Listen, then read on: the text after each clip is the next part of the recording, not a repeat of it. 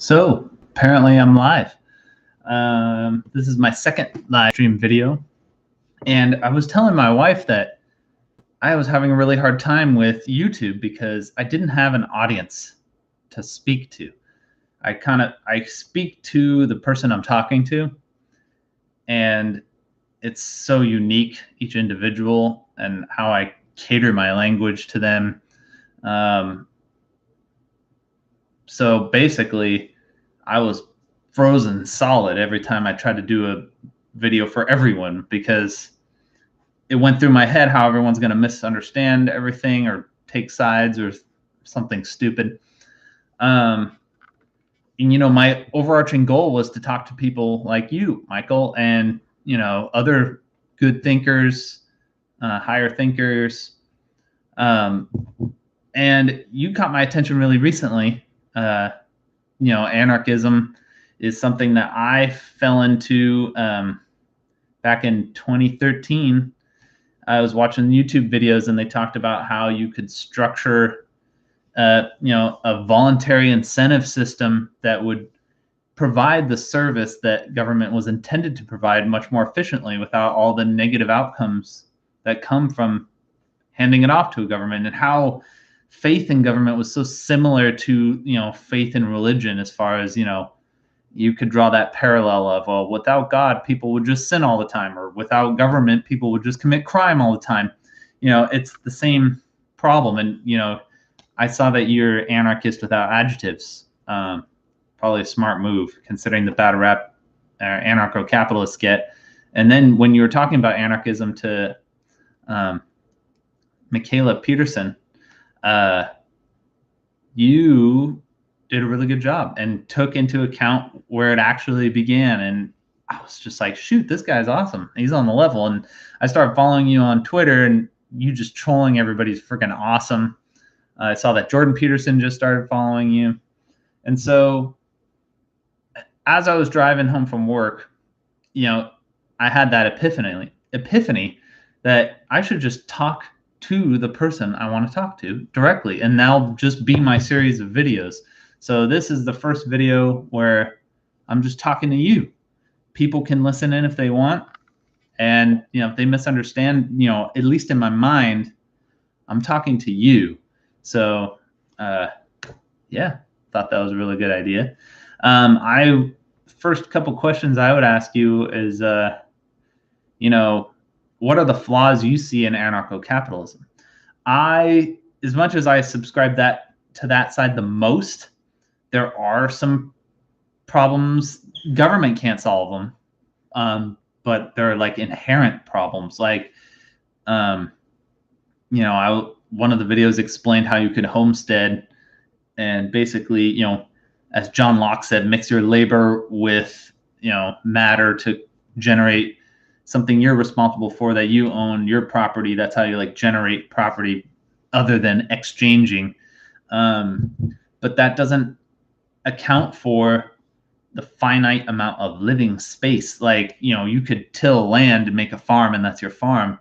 But that location, first come, finders keepers. I don't know, how you could really lay claim to a location, because you can mix somebody could build a house right above you or underneath you, as long as they're not building a fence around you and entrapping you.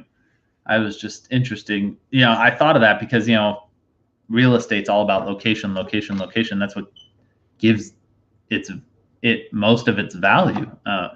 Even the structure is just a small percentage by comparison. I was a spoiled kid and grew up in, Belmont was where my grandparents, San Mateo and Belmont in the Bay Area. And just, man, I wish I could afford to live there, but the prices are just millions and millions. There's just no way. I mean, unless I strike it big somehow with my career or with luck, there's no way I'm going to be able to go back to my childhood home. I'm stuck in Lodi now, it's all right. I got in 2015 when prices were low. I bought this condo for $89,000, and now it's $216,000. It looks like prices are only going to go up from here because they're just building and building. So anyways, I saw you, you went to North Korea, you did all kinds of cool stuff. I like how, Michael Malice is a cool name. He kind of took the punk rock vibe from Sid Vicious. Um, and I appreciate that you don't get offended. One thing that really just grinds my gears, honestly, is people getting offended. And I think I made a stupid video about this before, but I'm going to tell you because I know you would appreciate this. I don't think it's logical to be offended. So the second anyone gets really offended, my respect for them just drops because that indicates to me they're being illogical. Now, why would I think that? Either the message, they're going to hear something they find offensive. That statement, it's always a sentence. It's never behavior. It's something they say or they believe. Either what they say or believe is true, in which case there's literally no point to being offended. They're just a messenger. What makes you upset is that it's true. If they were self-reflective enough to figure that out, or what they're saying is false. If what they're saying is false, if it's libel and it's causing them problems, you're not offended. I mean, they're actually harming you, in a measurable way, and you could be pissed off about it, but that's different than being, I take offense, how dare you kind of thing. But if it's false and there is no consequence like that, there's literally no reason to be offended. If somebody came up to me and was making fun of my bright green hair, I would say, I don't have bright green hair, you're an idiot. And that would just be it. Like, I cannot empathize with people that get offended. And if I were ever a stand-up comedian, the first thing I would say is, everyone who gets offended deserves to be offended. And so anyone offended now, F you. That's, I don't even want to waste my time with human beings that are stupid. And there's stupid human beings everywhere. So, oh my God. Anyway, another interesting thing, I don't know if you've heard of this author, Yuval Navari. He made, Homo sapiens and Homo Deus, and he brought some really cool ideas about, there's how property and money, it's like an intersubjective reality. So it's not subjective, it's not objective, but it's intersubjective in the sense that since we all agree upon it, it functions as if it's objective, even though if you took away all the subjective minds holding it up, it would just evaporate. Yeah, I don't know where exactly your economic leanings are. And then another thing I wanted to say is poor Dave Rubin. I feel so bad for that guy. Maybe I shouldn't feel bad. He's doing fine.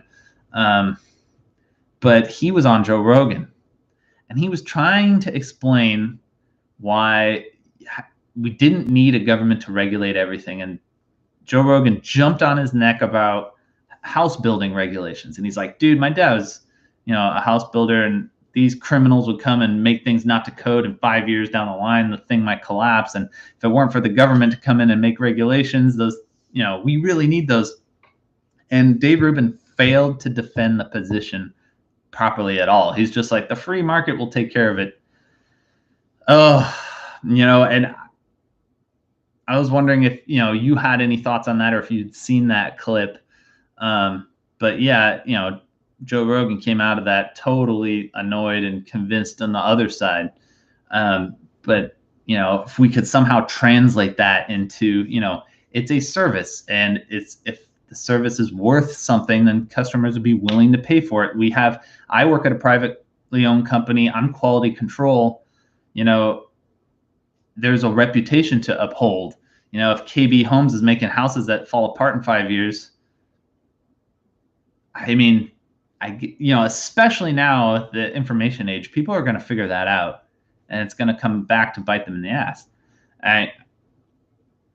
So anyway, there's a lot of ways, to deal with that issue. And I was just ashamed that, it could have been pressure. I mean, Joe Rogan's a tough guy, he could beat me up, and, just in that environment. I don't know why, or Dave Rubin's an idiot. Maybe he is, maybe he isn't.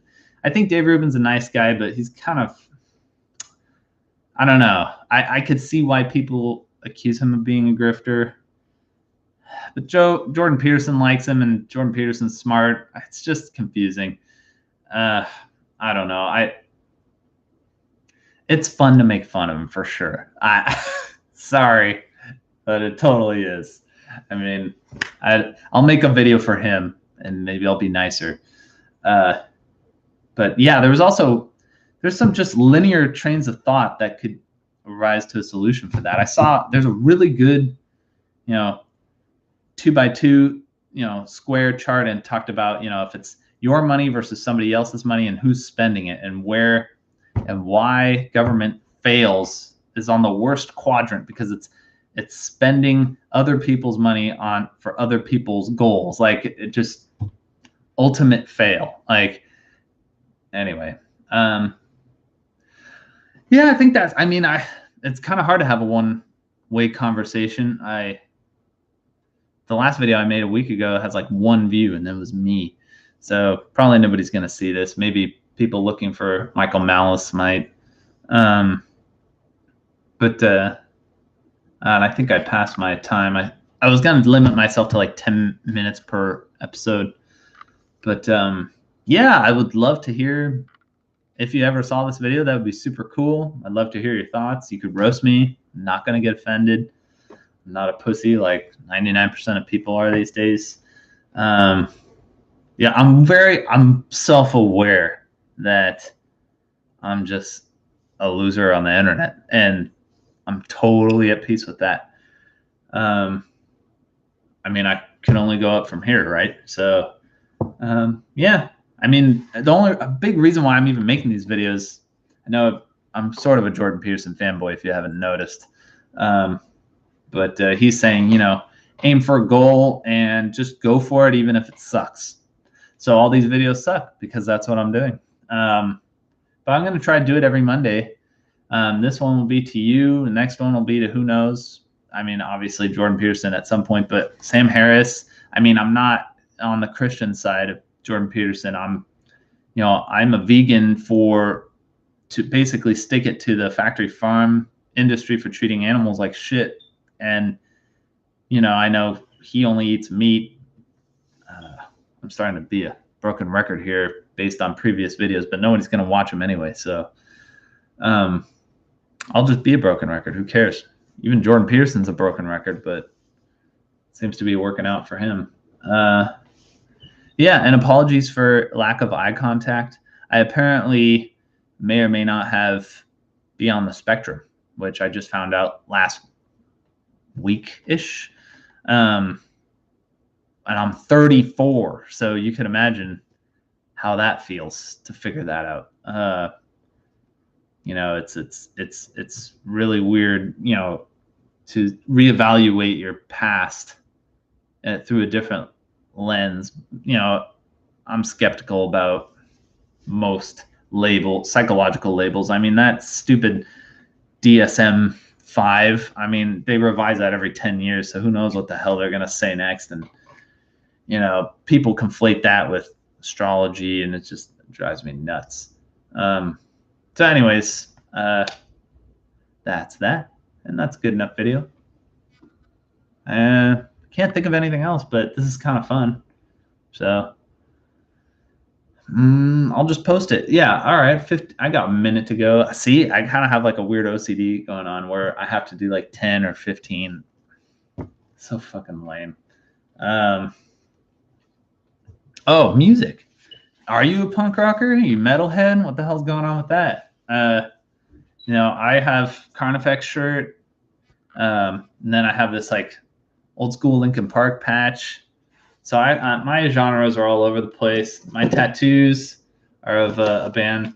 They're like hardcore screamo. Fear Before the March of Flames. This camera is actually sitting on the record